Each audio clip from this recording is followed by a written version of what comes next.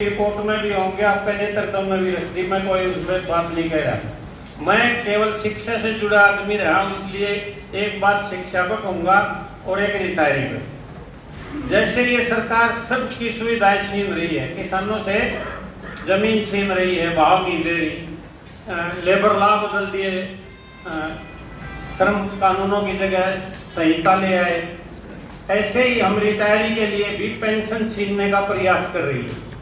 मार्च 25 में जो सेशन चला संसद का, उस सेशन में इन्होंने वित्त विधेयक के माध्यम से ये प्रावधान कर लिया कि 31 दिसंबर 2025 तक जो रिटायर होंगे उनको 8वें वेतन आयोग जो बैठेगा उसके पे रिवीजन का जो लाभ मिलता है कर्मचारियों को, वो पेंशनर को नहीं मिलेगा।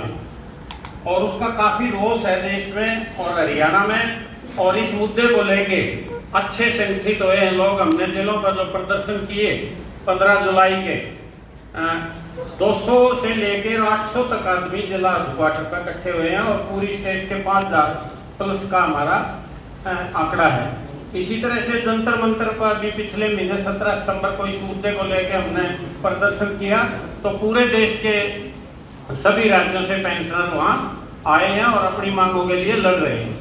तो ये ना तो सीनियर सिटीजन को बख्श रहे, ना पेंशनर को बख्श रहे, उनके जो रिटायरमेंट के बेनिफिट थे, मैं अलग अलग नहीं गिनाऊंगा, समय कम है, वो सारे रिटायरमेंट के लाभ छीनना चाहती है। और ये योजना बनी है कि 70 साल के बाद किसी को पेंशन नहीं देंगे, हम 58 से 70 देंगे, और 70 के बाद सारे भाई पोता पोती होंगे, औलाद हो, उनकी जिम्मेवारी है, उनके सारे चाहिए।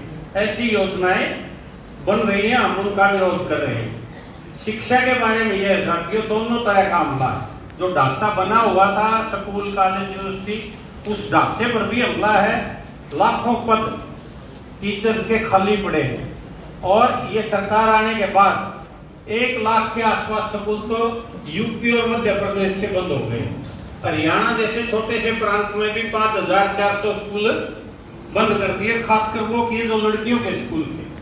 तो ये बात तो करते हैं बेटी पढ़ाओ बेटी बचाओ की, और असलियत ये है कि बेटियों को अनपढ़ रखना चाहते हैं, क्योंकि स्कूल लड़कियों के टारगेट करके बंद किए हैं इन्होंने। इसी तरह से आप देखोगे शिक्षा में वैचारिक हमला बहुत बड़ा है। इनको पता है कि बहुत दिनों तक लोगों को लाठी डंडे से नहीं हाका जा सकता, वैचारिक कब्जा करना चाहते हैं, इसलिए पाठ्यक्रमों में बदलाव है, खासकर इतिहास, हिंदी, साइंस में डार्विन का विकासवाद का नियम निकाल दिया इन्होंने, हिस्ट्री में से पूरा मुगल काल निकाल दिया, जो जन आंदोलन है वो निकाल दिए, संघवाद है वो निकाल दिया, एक दल का जो वर्चस्व था इमरजेंसी काल का उसका रिफरेंस हटा दिया, गुजरात के जो दंगे थे उन दंगों को हटा दिया, और उस आयोग की जो रिपोर्ट थी वह रिपोर्ट भी हटा दी सिलेबस से। मैं क्लासों का पुस्तकों का नाम यहाँ नहीं ले रहा समय अभाव में, अदरवाइज किस क्लास में से किस लेसन में से क्या घटाया है इस पर हमने डिटेल काम किया हुआ, पुस्तिकाएं भी हमने छापी है। इसके साथ साथ जोड़ा क्या है इन्होंने, जोड़ा ये है कि गांधी के साथ अब सावरकर और डी उपाध्याय को भी, दीनदयाल उपाध्याय को भी पढ़ाया जाएगा। क्या उनका मुकाबला हो सकता है? सावरकर ने 7 बार माफी मांगी और ये लिखा कि मैं पूरा सारी उम्र कोई आंदोलन नहीं करूंगा, ताबेदार रहूंगा, और 7वीं बार उसकी स्वीकार हो गई माफीनामा, और 60 रुपए पेंशन लेके वो आजीवन आजाद भारत में भी पेंशन लेता रहा, कभी आंदोलन में दिखाई दिया नहीं। उसको पढ़ाएंगे, और दुर्भाग्य की बात यह है कि भगत सिंह को हटा दिया गया पाठ्यक्रम में।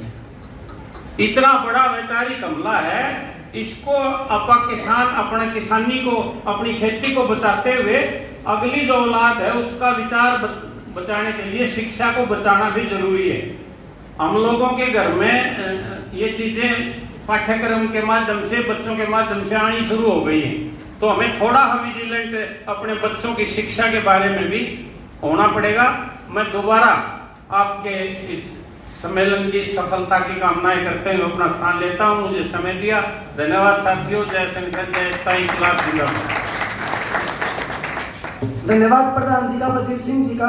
अब मैं शकुंतला जाखड़ जी हैं, आप सब जानते हो महिलाओं का संगठन है देश का, जैसे अपना किसानों का है, सबसे बड़ा संगठन अखिल भारतीय जनवादी महिला समिति एडवा की नेता है शकुंतला जाखड़ जी, उनको आमंत्रित करूंगा कि वो आए और अपना बधाई संदेश दें।